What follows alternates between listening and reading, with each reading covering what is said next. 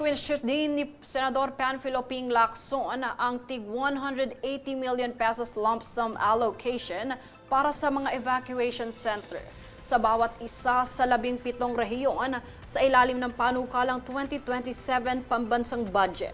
Ayon sa kanyang pagsusuri, walang tsak na lokasyon o detalye kung saan itatayo ang mga pasilidad na ito na pumalo sa mahigit 3 billion pesos. Iginiit niya na ang pantay-pantay o uniform na distribusyon ng pondo ay nagdududa kung nakabatay ito sa aktwal na pangangailangan at prioridad ng mga rehiyon.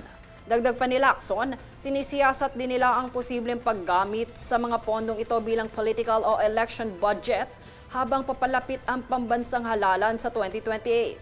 Pinuna rin niya ang tila labis-labis na alokasyon para sa mga ayuda o social services at pinaalalahanan na dapat ding bigyang pansin ang pangmatagalang pag-unlad ng ekonomiya.